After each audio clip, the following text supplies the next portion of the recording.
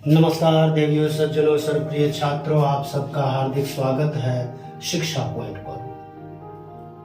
हिंदी के विकास के चरण, उसकी यात्रा के पड़ाव,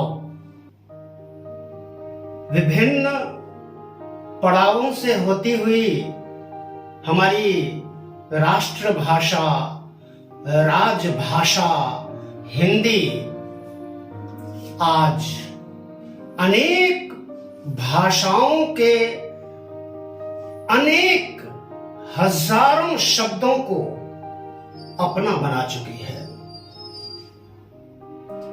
इसकी खासियतें इतनी हैं कि जितनी दुनिया की शायद किसी अन्य भाषा की खासियत है नहीं।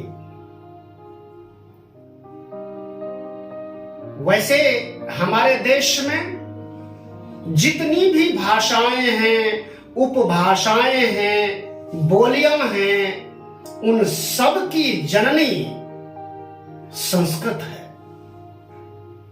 संस्कृत से ही सारी भाषाओं की उत्पत्ति और उनका विकास हुआ है। विभिन्न चरण हैं इसके, विभिन्न पड़ाव हैं इसके। वे पड़ाव कौन से हैं? सबसे पहला पड़ाव अगर शुरू की बात करें, शुरुआत, प्रारंभ की बात करें, तो वैदिक संस्कृत। वैदिक संस्कृत से लौकिक संस्कृत, और लौकिक संस्कृत से पाली अथवा प्राकृत भाषाओं का विकास। उसके पश्चात अवहट्ट या अपभ्रंश का विकास, और आज जो भाषा, जो हिंदी हम व्यवहार में ला रहे हैं, बोल रहे हैं, लिख रहे हैं, वह अपभ्रंश से ही उसकी उत्पत्ति होती है। अवहट्ट कहते हैं अपभ्रंश को। ये तमाम बदलाव होते हुए आज जो हिंदी है, इस हिंदी में बिहार, यूपी आदि अनेक राज्यों की जो कार्य प्रणाली है, सरकारी कार्य प्रणाली है, उसमें हिंदी को दिल से अपनाया गया है। और वास्तव में हिंदी पट्टी है यह संपूर्ण उत्तर भारत, पश्चिमी भारत, पूर्वी भारत, ये पूरा का पूरा क्षेत्र हिंदीमय है। वैसे तो इन इलाकों में अनेक बोलियां बोली जाती हैं, मसलन बिहारी हिंदी, भोजपुरी, मगधी, है ना, फिर उत्तर प्रदेश अवधी, ब्रजभाषा। तो आज और हम कह सकते हैं कि जो खड़ी बोली है, आज की जो हिंदी है, वो खड़ी बोली का ही साहित्यिक रूप है। अपभ्रंश के तुरंत बाद खड़ी बोली, जिसको साहित्यकारों ने अपनाया और उसको विकास के चरम पर पहुंचाने का कार्य किया। ऐसे अनेक सैकड़ों की संख्या में कवि, लेखक, पत्रकार, सबने हिंदी को बढ़ावा दिया। उसका विकास करने में, नई नई शब्दावली गढ़ने में, नए शब्दों को अपनाने में कहीं हमारी हिंदी पीछे नहीं रही। इसके इतिहास की अगर बात करें तो 1000 ईस्वी से इसका प्रारंभ माना जाता है। जब आदिकाल और भक्ति काल की संधि पर सबसे पहले जो हिंदी के कवि आते हैं वे हैं विद्यापति। विद्यापति जी ने अबहट्ट, वैसे तो मैथिली में, संस्कृत में और अबहट्ट में रचनाएं की हैं, उनकी पदावली मशहूर है। उन्हीं से भक्ति काल का उदय होता है। 1000 ईस्वी से लेकर के लगभग 1500 ईस्वी तक इसका हम आदिकाल कह सकते हैं, हिंदी साहित्य का, हिंदी साहित्य के विकास का। उसके बाद 18वीं ईस्वी तक इसका मध्यकाल कह सकते हैं, और उसके बाद आज तक, अभी तक ये आधुनिक काल है। हम सभी जानते हैं कि हमारे देश में हूणों, मलेच्छों, मुगलों, अंग्रेजों, पुर्तगालियों और तमाम विदेशियों का राज रहा। तो हमारी भाषा ने उन भाषाओं के शब्दों को अपनाया। जब हम शब्द की बात करते हैं हिंदी में, तो एक आता है तत्सम शब्द। तत्सम शब्द का मतलब है संस्कृत के वे शब्द जो जैसे थे वैसे ही हिंदी में आ गए हैं, अपना लिए गए हैं। उसके पश्चात तद्भव शब्द। तद्भव शब्द जो तत्सम से ही उत्पन्न हुए हैं। उसके बाद देशज, देश की तमाम बोलियों से आए हुए जो शब्द हैं हिंदी में, वे शब्द। और फिर विदेशज। विदेशज में अरबी, फारसी, अंग्रेजी, पुर्तगाली, स्पेनिश, पोलिश और तमाम चाइनीज, जापानीज, तमाम भाषाओं के शब्द हिंदी में मिलते हैं। और हिंदी में अंग्रेजी के शब्द तो ऐसे घुले मिले हुए हैं कि अनपढ़ लोग भी अंग्रेजी के शब्द अधिक जानते हैं और उन्हीं शब्दों की हिंदी नहीं जानते। एक बार मैं दिल्ली विश्वविद्यालय गया, एक छोटा सा वाकया सुनाना चाहूंगा। तो वहां एक रिक्शे वाले को कहा, भैया मुझे विश्वविद्यालय जाना है। उसका जवाब ये था, मतलब उसको विश्वविद्यालय समझ में नहीं आया। फिर मैंने कहा मुझे यूनिवर्सिटी जाना है। ये माल रोड की बात है, नॉर्थ कैंपस दिल्ली विश्वविद्यालय का। तो उसका जवाब था, जब मैंने यूनिवर्सिटी बोला तो उसने कहा कि ऐसे बोलो ना हिंदी में, है ना। तो जो हिंदी का शुद्ध शब्द था वह शब्द उसे समझ में नहीं आया। उसको यूनिवर्सिटी शब्द हिंदी का अशुद्ध शब्द लगा। तो यह हिंदी की खासियत है। ऐसे तमाम शब्द हैं, स्कूल, कॉलेज, रोड, बहुत से, बस, स्कूटर, कार, बहुत से अनगिनत शब्द हैं जिनको, जो हैं तो मूल रूप से विदेशज, अंग्रेजी के हैं, लेकिन वो हिंदी के हो गए हैं। इसी प्रकार से अरबी और फारसी शब्दों की बात करें तो हम दैनिक भाषा जो हम प्रयोग में लाते हैं, तो हमें खुद नहीं मालूम होता कि हम किन किन भाषाओं के शब्दों को अपनी हिंदी में प्रयोग कर रहे हैं। तो ये हिंदी की खासियत है। इसलिए हिंदी को अगर उसके प्रकार की बात करें तो पूर्वी हिंदी, पश्चिमी हिंदी, राजस्थानी हिंदी, पहाड़ी हिंदी, बिहारी हिंदी, इस तरह से ये 4-5 हिंदी के रूप मिलते हैं। तमाम बोलियों के शब्द इसमें आए हुए हैं। तो लेकिन जो आज का जो साहित्यिक रूप है वह शुद्ध खड़ी बोली है। हमारे देश की जो संस्कृति है और जो यहाँ की विविधता है, भाषाएं हैं, तमाम भाषाएं इन सभी भाषाओं में हिंदी पहले नंबर पर है, पहले स्थान पर है। उसके बाद ही किसी और भाषा का स्थान आता है। हमारे देश में अंग्रेजी बोलने वाले कितने लोग हैं? 2 से 4% लोग हैं जो 24/7 इंग्लिश में ही सोचते हैं, इंग्लिश ही बोलते हैं, सभी तरह के कार्य इंग्लिश में ही करते हैं। और हमारी तमाम सरकारें, राज्य सरकारें और केंद्रीय सरकार कहने को राजभाषा का दर्जा उसको 14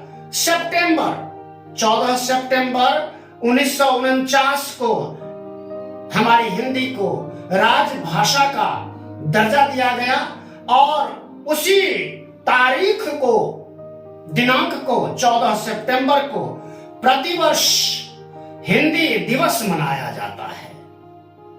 दिवस मनाया जाता है तो इसकी शुभकामनाएं। दिवस लेकिन महत्वपूर्ण क्या चीज है कि हमारे देश की तमाम जनता, हिंदी जो बोलने वाली जनता है, और उस जनता की जो सरकारें हैं, सरकारी कामकाज है, चाहे वो बैंकिंग हो, पुलिस डिपार्टमेंट हो या गवर्नमेंट सरकार का कोई उसकी मिनिस्ट्री हो, हर जगह पर अंग्रेजी की बहुतायत है। बोलते अंग्रेजी में है, बोलते हिंदी हैं, सोचते हिंदी में है, लेकिन व्यवहार अंग्रेजी का होता है। यह हिंदी के साथ अन्याय है। कुछ लोग कहते हैं कि हिंदी में पारिभाषिक शब्दावली, तकनीकी शब्दावली का अभाव है। क्यों अभाव है? कोई अभावग्रस्तता नहीं है। आज तो गूगल तक ने हिंदी को, वैसे तो दुनिया की तमाम भाषाओं को गूगल ने अपनाया हुआ है, उसके लिए कीबोर्ड तैयार किया गया है, तो हिंदी का भी तो है। हम देखते हैं आए दिन व्हाट्सएप, फेसबुक, तमाम जो ये सोशल मीडिया प्लेटफॉर्म्स हैं, इन पर लोग लिखते तो हैं हिंदी, लेकिन लिपि अंग्रेजी की होती है ना? जो ये रोमन लिपि है उसमें लिखते हैं हिंदी को। हिंदी भाषा को रोमन लिपि में लिखते हैं। अपनी लिपि, देवनागरी लिपि जो हिंदी की लिपि है, इसमें या तो लिखना नहीं आता, या जानकारी का अभाव है, या फिर ये कह लें कि वो स्टेटस की बात है, इसलिए वो अंग्रेजी, चूंकि अंग्रेजी इंटरनेशनल लैंग्वेज हो गई है, तो सारे कार्यक्रम, आपको कोई भाषा आती हो या ना आती हो, अंग्रेजी अगर आपको आती है तो आप बहुत पढ़े लिखे कहलाते हो। ये जो स्टेटस बन गया है, ये जो मानसिकता बन गई है, ये गजब की मानसिकता है। हमारे देश में दूसरे राष्ट्राध्यक्ष आते हैं, दूसरे देश के राष्ट्राध्यक्ष आते हैं तो अपनी ही भाषा बोलते हैं। अब तो हमारे देश के राष्ट्राध्यक्ष, प्रधानमंत्री विशेष रूप से जहां कहीं भी जाते हैं तो हिंदी में ही बोलते हैं। संयुक्त राष्ट्र महासभा में स्वर्गीय श्रीमान अटल बिहारी वाजपेयी जी ने जो जोरदार भाषण दिया था, उससे हिंदी का गौरव बढ़ गया था। आज तो अमेरिका, ब्रिटेन और दुनिया के तमाम देशों के विश्वविद्यालयों में, स्कूलों में हिंदी अनिवार्य रूप से पढ़ाई जाती है। लेकिन हमारे ही देश में जो पब्लिक स्कूल्स हैं, ज्यादातर फर्स्ट जो 5 स्टार 7 स्टार पब्लिक स्कूल्स, वहां हिंदी को पढ़ना बहुत अब अनिवार्य ही है। तो 8वीं तक पढ़ेंगे, उसके बाद पढ़ेंगे ही नहीं। संस्कृत को तो बिल्कुल भूल से गए हैं लोग, जो हमारी सभी भाषाओं की जननी है। तो ये मानसिकता सही नहीं है, इसको बदलने की आवश्यकता है।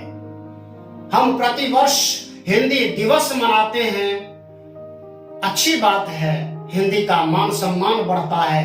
कुछ कार्यक्रम आयोजित हो जाते हैं, कोई कवि संगोष्ठी, कोई काव्य गोष्ठी, कोई सेमिनार, इस तरह से आयोजन होता है। लेकिन आवश्यकता इस बात की है कि हम राजकीय स्तर पर अगर उसको राजभाषा का दर्जा मिला हुआ है तो राजकीय कार्यों में हिंदी का व्यवहार, हिंदी का उपयोग बहुत जरूरी है।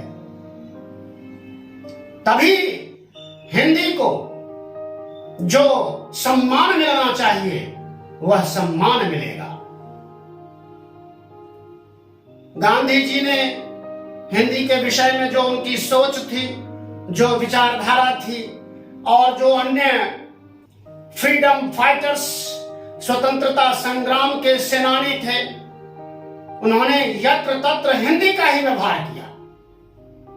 लेकिन चूंकि अंग्रेज हमारे देश में थे तो अंग्रेजी के बिना काम नहीं चलता था।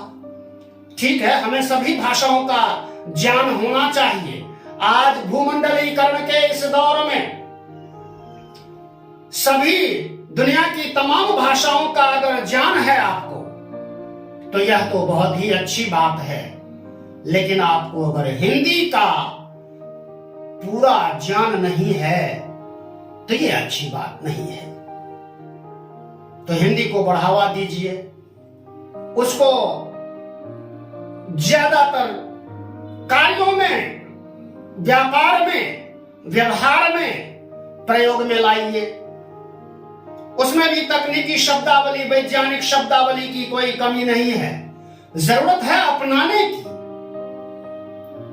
अपना करके उसको अपने दैनिक कार्य व्यापार में इस्तेमाल करने की आवश्यकता है। तभी हम गौरव से कह सकते हैं कि हिंदी है हम, वतन है हिंदुस्तान हमारा। अब हिंदी शब्द की उत्पत्ति भी देखिए, बड़ा रोचक है। ये भी मुगलों की देन है। वो सिंध प्रांत जो पाकिस्तान में हो गया, पाकिस्तान में चला गया, सिंधु नदी थी। जब मुगल आए इधर को तो उन्होंने सिंध के नाम पर हिंद ऐसा कुछ, क्योंकि अरबी फारसी में सा का शायद अभाव था, तो उन्होंने हिंद, सिंध, इस सिंध को हिंद बनाया और फिर हिंदी, यहाँ की भाषा का नाम हिंदी पड़ गया। तो ये हिंदी शब्द इस प्रकार से व्यवहार में आने लगा। आज पुलिस डिपार्टमेंट में, उनकी तहरीरों में, उनके ड्राफ्ट में तमाम उर्दू, अरबी, फारसी के शब्द होते हैं जो आज आम लोगों के समझ से भी परे होते हैं। क्या लिखा है, क्योंकि शुद्ध हिंदी में वो ड्राफ्टिंग होती नहीं है, जबकि शुद्ध हिंदी में होने की आवश्यकता है, शुद्ध हिंदी में लिखने की आवश्यकता है। तभी हम कह सकते हैं कि हम हिंदी भाषा भाषी हैं। पूरे देश में 1/3 मतलब 3 हिस्से में हिंदी का कहीं ना किसी रूप में प्रयोग होता है। कोई बिहारी बोल रहा है, मैथिली बोल रहा है, भोजपुरी बोल रहा है, पहाड़ी, गढ़वाली, कुमाऊनी, ये कोई भी भाषा बोल रहा है, राजस्थानी, कोई भी हरियाणवी, बांगरू बोली, सब हिंदी की बहन बेटियां हैं। बहन तो कह नहीं सकते, बेटियां हैं। और सबकी जननी हमारी संस्कृत है। एक बार फिर से देखिए, वैदिक संस्कृत, लौकिक संस्कृत, पाली प्राकृत और अपभ्रंश या अवहट्ट, और उससे खड़ी बोली जो आज हम बोलते हैं, प्रयोग में लाते हैं, उसका साहित्यिक रूप है जिसे हम हिंदी कहते हैं। ब्रज भाषा, अवधी भाषा, ये सब हिंदी के ही तो रूप हैं। जब हम हिंदी की बात करते हैं, और हिंदी परिवार की तो अभी चर्चा करना उतना समय नहीं है, समय की कमी के कारण उस पर फिर कभी चर्चा करेंगे, भाषा परिवार पर। लेकिन एक बार फिर से इस हिंदी दिवस को मनाने के लिए और इस हिंदी दिवस पर सभी को शिक्षा पॉइंट की ओर से अनेक शुभकामनाएं।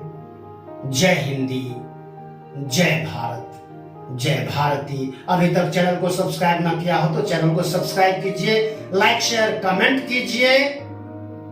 धन्यवाद, नमस्कार।